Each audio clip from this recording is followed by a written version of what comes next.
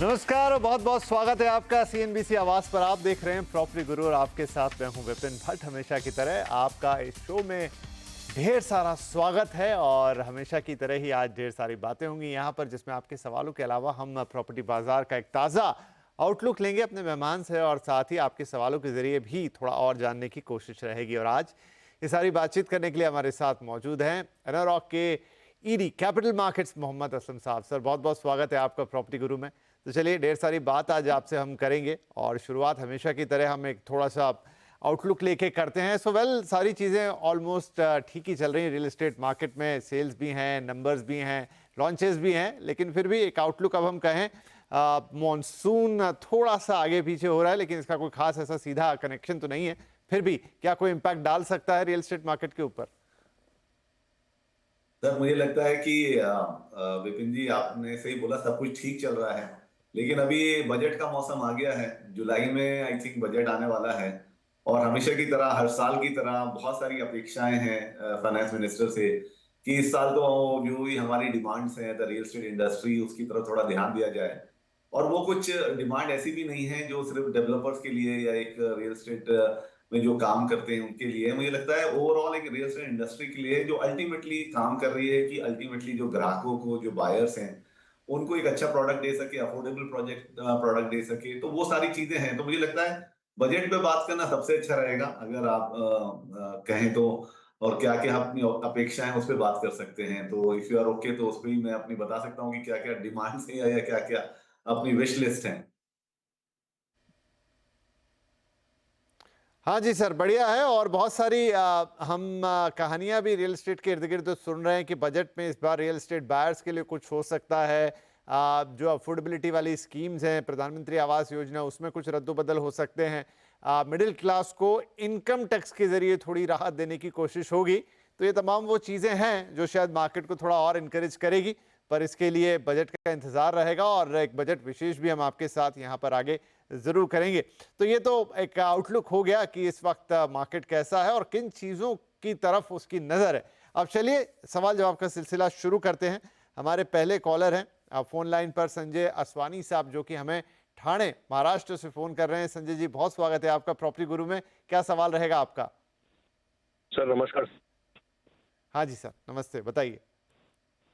Sir कुछ property कुछ देख रहे थे हम लोग, कमर्शियल या रेसिडेंशियल इन्वेस्टमेंट पर्पस के लिए।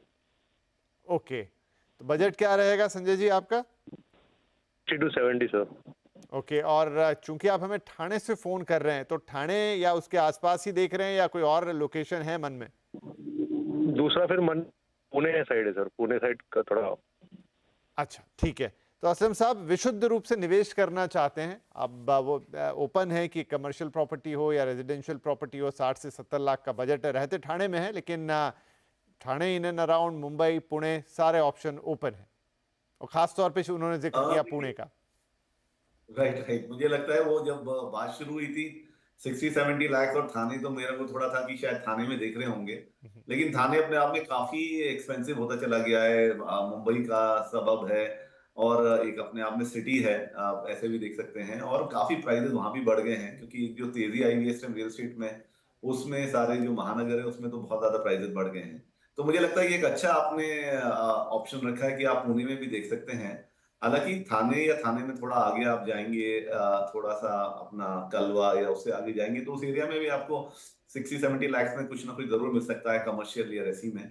लेकिन अगर आपने पूना की बात करी ली है तो मैं डेफिनेटली आपको पूना के लिए ही सजेस्ट करूंगा क्योंकि पूना अपने आप में एक बहुत अच्छा मार्केट है। अभी भी वहाँ पे जो प्राइजेस है वो बहुत अफोर्डेबल है कंपेरेबल टू थाने या मुंबई के दूसरे शहरों से। और क्या है कि वहाँ चांसेस ऑफ ग्रोथ आपको ज्यादा मिलते हैं और ऑप्शन ज्यादा मिल जाते हैं। तो अगर आप पूना में देखने की कोशिश कर रहे हैं तो मैं आपको वेस्टर्न पार्ट ऑफ पूना के लिए ही सजेस्ट करूंगा। उस एरिया में काफी अच्छे प्रोजेक्ट्स आ रहे हैं। और 60-70 लाख में अगर आप रावेत या किबले या मामूडी जैसे एरिया में देखना चाहें तो उसमें उस एरिया में शायद आपको 2 BHK तक भी 70 लाख के आसपास या थोड़ा बहुत बजट ऊपर नीचे करना पड़े, अराउंड 5 लाख या 5% या 10% से। तो मुझे लगता है उसमें भी आपको वो एक रेसी प्रोजेक्ट मिल सकता है। अगर आप कमर्शियल इन्वेस्टमेंट भी करना चाहते हैं तो इस एरिया में काफी कमर्शियल डेवलपमेंट भी हो रहे हैं। Retail office, retail shop, retail और ऑफिसेज की, कमर्शियल ऑफिसेज की काफी बिल्डिंग वहां बन रही हैं। तो इस एरिया में भी आप देख सकते हैं काफी अच्छे डेवलपर हैं उस एरिया में। झमतानी ग्रुप एक डेवलपर है, एक कृसाला ग्रुप है, आप चंदवानी ग्रुप के प्रोजेक्ट्स में देख सकते हैं, आप कोहिनूर ग्रुप के प्रोजेक्ट्स में देख सकते हैं। जो इस एरिया में कुछ प्रोजेक्ट्स हैं यहाँ रेसी प्लस नीचे वो शॉप वगैरह भी दे रहे हैं। तो मुझे लगता है अगर आप वेस्टर्न पार्ट ऑफ पूना में स्पेशली फोकस रखेंगे तो इस एरिया में आपके बजट में आपको मिल भी जाएगा और वो आपके थाने से भी करीब होगा। आपको वहाँ ट्रैवल भी करना पड़े देखने के लिए कि किस तरह से आपका प्रोडक्ट जो भी आपने खरीदा है वो कैसा चल रहा है। तो फ्यूचर अच्छा लगता है उसका इस वेस्टर्न पार्ट का, क्योंकि मुंबई से कनेक्टिविटी बढ़ती जा रही है और अच्छी सुविधा उसमें बढ़ती जा रही है। तो मुझे लगता है आप उस एरिया में देखेंगे तो आपके हिसाब से आपको विद इन योर बजट मिल जाएगा अभी भी। राइट संजय जी, तो western Thane will be your destination. अगर आपको ठाणे पसंद है तो माफ़ कीजिए, वेस्टर्न पुणे आपको पसंद है तो वहाँ पर कुछ अच्छी प्रॉपर्टीज़ भी आपको असलम साहब ने सजेस्ट कर दी है। आपके बजट में भी फिट बैठेगी, फिर चाहे कमर्शियल हो या रेजिडेंशियल, जो भी प्रॉपर्टी आप लेना चाहें, जैसा आपका मन हो आप इन प्रॉपर्टीज़ को देख सकते हैं और आपके बजट के अनुसार यहाँ निवेश भी कर सकते हैं। राइट संजय जी के लिए ये हो गई सलाह। अब अगले कॉलर हैं हमारे मिस्टर संजीव त्यागी, नोएडा से हमें कॉल कर रहे हैं। संजीव जी बहुत स्वागत है आपका, क्या सवाल पूछना चाहेंगे आज? हाँ सर, मैंने एक्चुअली एक प्रोजेक्ट देखा था गोदरेज का, वुडस्केप्स बेंगलुरु में, पर्टिकुलरली ओल्ड मद्रास रोड पर। ओके। तो ये उसका 2 BHK फ्लैट जो है लगभग करीब 1.4-1.5 करोड़ कॉस्ट कर रहा है और position will be given in January 29। तो मैं यही जानना चाहता था कि मतलब ये investment as well as for ultimately living ये कैसा रहेगा प्रोजेक्ट? ठीक है सर, तो देखिए कंपनी गोदरेज और उनका प्रोजेक्ट, इसमें तो कोई ऐसी दो राय नहीं है, लेकिन बदीगरी जो ये एरिया है आउटस्कर्ट्स में है थोड़ा, और कैपिटल अप्रिसिएशन यहाँ पर कैसा मिलेगा, 29 तक की डिलीवरी है, थोड़ा लंबा वक्त भी है इसमें, तब तक काफ़ी चीज़ें बदलती हुई नजर आएगी। वेल हम प्रोजेक्ट और इलाके दोनों का आउटलुक लेते हैं। असलम साहब क्या सलाह रहेगी?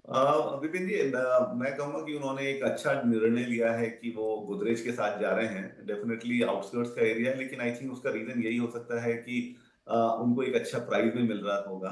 एक ही क्वेश्चन दिमाग में आता है कि 2029 थोड़ा सा लॉन्ग टर्म हो जाता है, तो वो एक उनको चेक करना चाहिए कि काफी टाइम है उसको 2029 को, वो ऐसा क्यों है। लेकिन अगर उसके बाद आंसर मिलने के बाद वो सेटिस्फाइड है तो मुझे लगता नहीं कि गोदरेज का एक प्रोडक्ट में उनको कोई दो राय होनी चाहिए। गोदरेज अपने आप में एक अच्छा ब्रांड नेम है और गोदरेज का नाम आते ही आपको एसोसिएट करते हैं एक टाइमली डिलीवरी, एक क्वालिटी कंस्ट्रक्शन और future appreciation. As it is भी आप गोदरेज में ले रहे हैं तो फ्यूचर डेफिनेटली अच्छा उसका रहेगा आपका एप्रिसिएशन के हिसाब से। लेकिन बैंगलोर अपने आप में भी एक काफी हीटेड मार्केट है। अगर आप आउटस्कर्ट्स में ले रहे हैं तो उसका एक रीजन ये भी हो सकता है कि उसमें प्राइजेस आप अफोर्ड कर पा रहे हैं। लेकिन जिस तरह से अभी जो कनेक्टिविटी बढ़ रही है बाया रोड, बाया बस रूट्स या बाया मेट्रो, उससे ज्यादा दिन नहीं लगेंगे कि ये एरिया भी आपका विद इन सिटी सेंटर कहलाएगा या सिटी सेंटर के बहुत नजदीक हो जाएगा। तो एप्रिसिएशन के चांसेस काफी अच्छे हैं, तो एक अच्छा निर्णय है आपका। सेकेंडली अगर आप उसमें रेंटल यील्ड भी देखना चाहें फ्यूचर में तो आपको बैंगलोर ऑलरेडी सबसे हाईएस्ट यील्ड है रेंटल के हिसाब से पूरे इंडिया में। तो मुझे लगता है कि ये फ्यूचर में आपको अगर नहीं भी रहना है तो अगर आप उसको रेंटल पे भी देंगे तो भी आपको एक अच्छा यील्ड मिलेगा। तो ओवरऑल मुझे लगता है ये अच्छा डिसीजन है गोदरेज का प्रोडक्ट होने के साथ साथ और एक अच्छी लोकेशन होने के साथ साथ आप डेफिनेटली इसमें आगे बढ़ सकते हैं। संजीव जी, आपके लिए एक गो अहेड है कि बड़ीगिरी ये जो इलाका है इसमें आप आगे बढ़ सकते हैं। गोदरेज एक अच्छा डेवलपर है और नो डाउट कि उनका प्रोडक्ट क्वालिटी अच्छा होता है, एवरीथिंग इज राइट, बस जस्ट कि ये सवाल मेरे भी मन में आया और असलम साहब के भी मन में आया कि 2029 इज क्वाइट फार अवे, क्यों इतना लंबा पीरियड है, वो चीज़ आपको एक बार चेक कर लेनी चाहिए। बाकी चीज़ें अपने आप में ठीक दिखाई दे रही हैं, इसके अलावा सारी चीज़ें अगर सही हैं तो आप इस प्रोजेक्ट में आगे बढ़ सकते हैं। थोड़ा सा ब्रेक लेंगे यहाँ पे इसी के साथ, लेकिन ब्रेक के बाद बातचीत जारी है।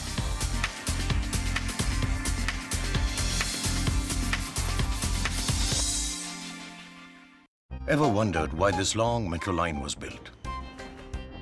It's just so Papa can reach home early to have his kids jump into his arms with joy. At Ultratech, India's #1 cement, we believe as India builds, India grows.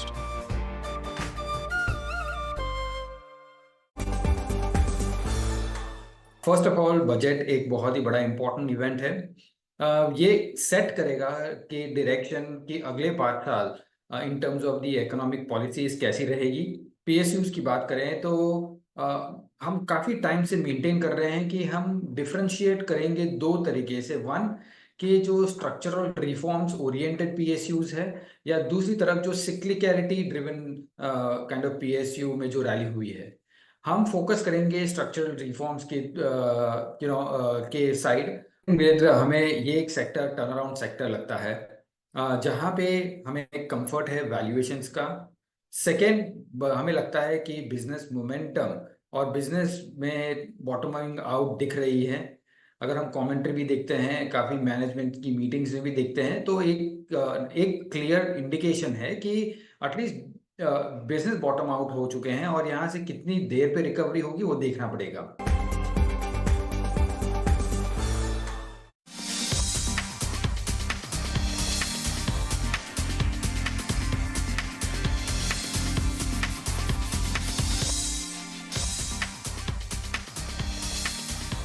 Welcome back. CNBC आवाज पर जारी है property गुरु और हम दे रहे हैं आपके सवालों के जवाब। असलम साहब हमारे साथ बने हुए हैं, राइट? तो फटाफट आगे बढ़ते हैं। हमारे अगले कॉलर है मिस्टर कल्याण मल और आप हमें बैंकॉक से कॉल कर रहे हैं।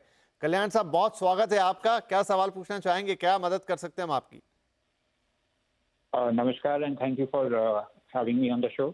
मेरा सवाल है कि मेरा एक प्रॉपर्टी है पीरामल वैकुंठ थाने में। उस 2022 में पोजेशन दिया था मैंने, और उसका मेरा टोटल कॉस्ट पड़ा था 2.5 CR। तो मेरा क्वेश्चन है कि इसको क्या रखना चाहिए और फ्यूचर इसका कितना एप्रिसिएशन होगा, और इसका अभी करंट मार्केट रेंटल यील्ड कितना है? ओके, 3 BHK फ्लैट है जी। बढ़िया कल्याण जी। सो पीरामल वैकुंठ एक समय काफी चर्चा रही असलम साहब इसकी, और पीरामल प्रॉपर्टीज का ये एक अच्छा प्रोजेक्ट माना जाता है। लेकिन हाल फिलहाल में, अब चूंकि इनको 7 साल हो गए हैं, सो एक सवाल मन में आया होगा, 2.5 करोड़ इनकी जो कॉस्ट प्राइस रही, इस समय कैसा है मार्केट, कितना इनको मिल सकता है, या फिर अभी थोड़ा होल्ड करे, रुक के बेचें तो ज्यादा फायदा होगा? मुझे लगता है इन्होंने इस प्रोजेक्ट का, आपने सही कहा, काफी अच्छा नाम हुआ था, लॉन्च काफी फैनफेयर के साथ हुआ था, और 2022 में इन्होंने लिया है, if I am not wrong, जी जी। जो इन्होंने बोला है। तो मुझे लगता है आपने जो एक प्राइस लिया था, तो उस टाइम एक्चुअली हमारे पीक प्राइजेस थे, क्योंकि पोस्ट कोविड काफी तेजी, मतलब अभी भी बरकरार है, लेकिन उस टाइम काफी तेजी थी और काफी माल MMR रीजन में काफी बिका है। तो मुझे लगा आपने ऐसी टाइम पे लिया है जो प्राइजेस ऑलरेडी पीक थे, क्योंकि अभी अभी आप करंट प्राइस देखेंगे तो वो उतने ही हैं जिस प्राइस पे इन्होंने लिया है। हार्डली उसमें मैं कहता हूँ 3 से 4% या 5% की एप्रिसिएशन है। तो वैसे भी मुझे लगता है उसमें कोई गलत नहीं है, क्योंकि हम हमेशा से बात करते हैं कि होराइजन रियल एस्टेट में आपका कम से कम 7 साल तो मिनिमम होना चाहिए to get you a good returns. तो मुझे लगता है अगर आप थोड़ा पेशेंस रखेंगे, क्योंकि 2 ही साल हुए हैं, आपको डेफिनेटली होल्ड करना चाहिए। प्रोजेक्ट काफी अच्छा है, थाने अपने आप में काफी बूमिंग है, अभी थोड़ी देर पहले हमने उस पर बात की है। थाने एक अच्छा मार्केट है, काफी और विद मेट्रो आने से, विद कनेक्टिविटी होने से, आपका विद मुंबई के दूसरे पार्ट्स में काफी इजी हो गया है अभी आपका ट्रैवल। और फ्यूचर में जिस तरह से और इंफ्रास्ट्रक्चर इनिशिएटिव लिए गए हैं, वो फ्यूचर में बेटर ही होता चला जाएगा। तो मुझे लगता है आपको एक अच्छे रिटर्न्स इसमें फ्यूचर में मिलेंगे, अगर आप इसको थोड़ा सा होराइजन 5-6 साल का और रखते हैं। सेकेंडली, आपका रेंटल यील्ड में भी मैं ये कहूंगा कि वो ऑल डिपेंड करता है कि आपका आप उसको एक फर्निश्ड हाउस दे रहे हैं या आप उसको एक unfurnished as and where basis पे दे रहे हैं, क्योंकि यील्ड भी काफी अच्छे चल रहे हैं मुंबई में अभी। तो मुझे लगता है 50,000 to 75,000 आपको डेफिनेटली मिलना चाहिए। तो मुझे लगता है अगर आप उसको रेंट पे भी देंगे तो आपके रिटर्न्स अभी से आने शुरू होंगे, और इस प्रोजेक्ट की डिमांड तो है ही, तो मुझे नहीं लगता कि इसमें कोई इशू होना चाहिए आप। राइट, तो कल्याण जी सब कुछ ठीक है, थोड़ा और रखिए अपने पास इस प्रोजेक्ट को। One of the best project ये ठाणे में कहा जा सकता है, और इसकी डिमांड भी अच्छी है। बाकी प्रोस्पेक्ट आपको असलम जी ने बताएं, तो आप अगर इसे थोड़ा होल्ड करते हैं और, तो फिर आपको और बेहतर रिटर्न की यहाँ से उम्मीद हो सकती है। चलिए, ये कल्याण जी के लिए जवाब हो गया। और हमारे पास अब एक ईमेल है जो हमें अमन साहब ने भेजा है। ये पूछना चाहते हैं कि इन्होंने एक प्रोजेक्ट गोदरेज जर्डीनिया, और ये है रिसेंटली लॉन्च प्रोजेक्ट नोएडा के अंदर। इसका जो करंट रेट है ऑल इंक्लूसिव वो है 16,500 रुपये पर स्क्वायर फीट। सवाल इनका ये है कि ये अगर इसमें जाते हैं तो 1-2 साल में कितने एप्रिसिएशन की उम्मीद कर सकते हैं? तो असम साहब, गोदरेज जर्डीनिया, हालांकि अब जो कह रहे हैं कि ये न्यूली लॉन्च्ड है, तो फिर ये 2 साल में तो नहीं मिलेगा, लेकिन ठीक है, इनका जो एक्सपेक्टेशन है वो यही कि 2 साल के हिसाब से कितना उसमें अप्रिसिएशन उम्मीद करें। फोन लाइन पे तो नहीं है, नहीं तो और डिटेल पूछते। पोजीशन इसका होना है 2028 में, तो क्या सलाह रहेगी इनके लिए? वही है अभी हमने बात की सर, 2 साल में तो आपका जो आपने इन्वेस्ट किया है, स्टैम्प ड्यूटी रेशियो जो आप करेंगे, आप लेने वाले हैं, तो वही चीजें आपकी थोड़ी बढ़ जाए तो अच्छा है। लेकिन अभी एनसीआर मार्केट काफी हीटेड अप है, काफी उसमें लॉन्चेस हो रहे हैं और काफी लोग बाय भी कर रहे हैं। एक लग्जरी अपार्टमेंट लेने की एक जो वेव आई हुई है एनसीआर या एमएमआर या मुंबई एरिया में, वो उसी का एक पार्ट है कि ये गोदरेज ये जो प्रोजेक्ट है, ये अपने आप एक यूरोपियन स्टाइल में एक्चुअली आ रहा है। तभी इसका प्राइस 16,000 है। आप देखिए, अभी हम कुछ साल पहले कुछ और ही बात करते थे नोएडा की, लेकिन 16,000 पे भी आज की डेट में आई एम वेरी श्योर कि इसके लिए काफी डिमांड रहेगी और बुकिंग भी काफी अच्छी होगी इस प्रोजेक्ट की, क्योंकि प्रोजेक्ट उन्होंने काफी अच्छी तरह प्लान किया है। यूरोपियन स्टाइल में है, आपके 2 टाइप के स्विमिंग पूल हैं। एक आपका टेम्परेचर कंट्रोल स्विमिंग पूल है जो आपका इंटीरियर या वो इंटीरियर स्विमिंग पूल है, आई am not getting the right word, और एक आपका एक्सटीरियर है, इन्फिनिटी काइंड का पूल है। तो वही आप उसे समझ लीजिए कि बाकी उन्होंने क्या क्या बनाया होगा। तो लाइक काफी उसमें ऐसी एमिनिटीज उन्होंने दी हैं कि जिससे कि वो काफी अपने आप में एक यूनिक प्रोजेक्ट हो जाता है एज अ नोएडा एरिया का। तो डेफिनेटली प्राइसिंग भी उसी हिसाब से है। तो मेरा सिर्फ आपसे ये कहना है कि आपने अगर इरादा कर लिया तो ये एक अच्छा प्रोजेक्ट है बाय करने का, आप उसे अफोर्ड कर पा रहे हैं तो। और डेफिनेटली फ्यूचर अच्छा ही है इसका, क्योंकि इस तरह के प्रोजेक्ट का एक मार्केट बन जाता है और उसमें जो रीसेल्स होती हैं आगे चल के वो काफी अच्छी होती हैं। तो एक नॉर्मल प्रोजेक्ट से अलग एक डिफरेंट प्रोजेक्ट है और आप अफोर्ड कर पाते हैं 16,000 के हिसाब से, तो फ्यूचर अच्छा है। 2 साल का होराइजन बिल्कुल मत देखिए, अराउंड 7 ईयर्स तक तो एटलीस्ट आप उसे रखिए। 7 ईयर्स में definitely you will be happy कि आपने एक प्रोजेक्ट में इन्वेस्ट किया होगा। डेवलपर अपने आप में रिनाउंड है, प्रोजेक्ट बहुत अच्छी तरह प्लान करा हुआ है और लोकेशन डेफिनेटली अभी काफी हॉट है और फ्यूचर में भी इसके प्रोस्पेक्ट काफी ब्राइट हैं। तो मुझे लगता है कि एक अच्छा प्रोजेक्ट है, बट होराइजन आपका ज्यादा होना चाहिए। 2 साल में आप अगर एप्रिसिएशन का सोचेंगे तो दैट विल बी रॉन्ग, उसमें आपको कुछ दिखेगा नहीं। तो अमन साहब, सब कुछ ठीक है, बस अपना होराइजन थोड़ा प्रैक्टिकल कर लीजिए, बाकी सारी चीजें अपनी जगह पर एकदम ओके है। आप लेना चाहते हैं तो बिल्कुल आगे बढ़ें। इसके लिए एक छोटा सा ब्रेक यहाँ पर, ब्रेक के बाद कुछ और सवाल।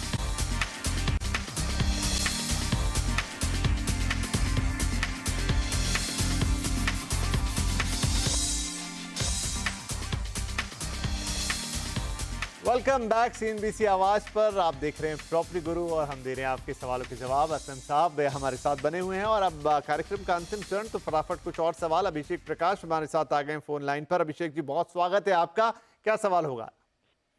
सर, मेरा एक सवाल था कि मैंने नवी मुंबई रोड पाली नियर पनवेल में एक घर लिया था 2017 में 2 BHK जी। इट कॉस्ट उसका कॉस्ट था 75 lakhs के आसपास, ठीक है। और अभी क्या हो गया, मेरा ट्रांसफर रांची में हो गया है, ओके, और I want to sell it. तो अभी मेरे को वो 85 lakhs के आसपास मिल रहा है, ज़्यादा मिल नहीं रहा है, और जो रेंट मैं अर्न कर रहा हूँ उससे वो 22,000 है। और मैं जो EMI पे कर रहा हूँ इट इज़ 55,000। ओके, तो मेरे को क्या सजेशन चाहिए, क्या करना चाहिए, कैसे करना चाहिए, whether we have to hold it as of now या फिर क्या करना चाहिए? ठीक है, अच्छा सवाल है आपका, क्योंकि कई लोग इस तरह की कैच 22 सिचुएशन में फंस जाते हैं। सो असलम साहब, 75 लाख की प्रॉपर्टी है, EMI करीब 57,000 या उससे ऊपर थोड़ी बहुत आ रही है इनकी, और 22,000 के आसपास किराया आ रहा है। अब फिलहाल ये रह नहीं पा रहे हैं इसमें, रांची ट्रांसफर हो गए। दुविधा है कि क्या इसको बेच दें, क्या करें, क्योंकि जितनी कॉस्ट प्राइस है उससे 10 लाख ही अभी ऊपर मिल रहा है बस। अब देखिए, रोड पाली या नवी मुंबई के दूसरे एरियाज के बारे में मेरा काफी पॉजिटिव व्यू है, और उसका रीजन यही है कि आई थिंक जिन्होंने भी लिया है, जैसे आपने 2017 में लिया है, आपको ऑलरेडी 7 साल हो गए हैं, थोड़ा सा 10 लाख का एप्रिसिएशन थोड़ा मुझे लग रहा है कि इससे ज्यादा ही होना चाहिए था, बट आई थिंक डिपेंड करता है कि लोकेशन क्या होगा, डेवलपर ने क्या प्रोजेक्ट आपके लिए बनाया होगा। लेकिन मुझे लगता है अगर आप थोड़ा सा रुकेंगे तो आई थिंक अगले 2 साल में नवी मुंबई में ना काफी चीजें चेंजेस हो रही हैं, काफी चीजें आ रही हैं, जिसमें एक सबसे इम्पोर्टेंट इवेंट है कि एयरपोर्ट जो नवी मुंबई का इंटरनेशनल एयरपोर्ट है वो आ रहा है। फिर पूना मुंबई के बीच में जो एक मिसिंग लिंक है वो आई थिंक स्टार्ट हो जाएगा। आपका अटल सेतु स्टार्ट हो चुका है। आई थिंक मेट्रो का भी जो स्टार्ट है नवी मुंबई का वो भी होना चाहिए। तो मुझे लगता है कि अगर आप रुक सकते हैं तो 2 साल का होराइजन इसे और दे दीजिए, लेकिन अगर आपको लगता है कि आपको लॉस हो रहा है इसमें, 10 लाख का एप्लीकेशन भी नॉट बैड, तो आप उससे बेच दीजिए, क्योंकि आप अब रांची शिफ्ट हो गए हैं और आपका वापस नहीं आना है।